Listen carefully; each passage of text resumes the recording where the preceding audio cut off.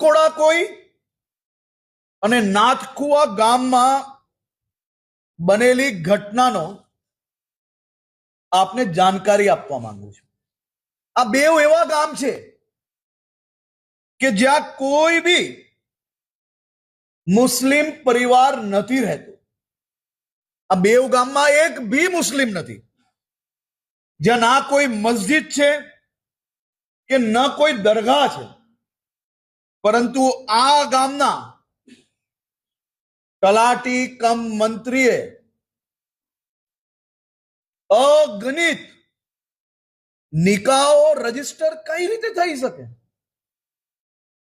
આની ઊંડાણપૂર્વક તપાસ કરવામાં આવી અને આ તપાસ દરમિયાન ધ્યાનમાં આવ્યું કે નિયમો ફરી બદલવા પડશે।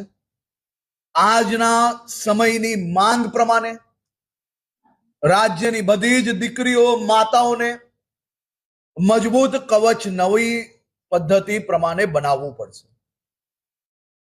રાજ્યભરના મોટા ભાગના સામાજિક સંસ્થાઓ આ વિષયોને લઈને રાજ્ય સરકાર પાસે આવી। આદરણીય મુખ્યમંત્રી શ્રીને મળ્યા, મને મળ્યા, અમારા મંત્રી આદરણીય શ્રી કૌશિકભાઈને મળ્યા, અનેક બેઠકો થઈ અને બેઠકોમાં સમાજ દ્વારા અનેક મુદ્દાઓ રજૂ કરવામાં આવ્યા। આ મુદ્દાઓમાં જેટલા મુદ્દાઓ આપણા મેરેજ એક્ટમાં નિયમોમાં રહીને આપણે કડકાઈ કઈ રીતે વધારી શકીએ તે દિશામાં રાજ્ય સરકારે કામગીરી કરી અને એ કામગીરીને બધા જ સમાજોના આગેવાનો જોડે ચર્ચા કરવામાં આવી। એ છતાં આ ચર્ચાના અંતે આપણે એવો નિર્ણય લીધો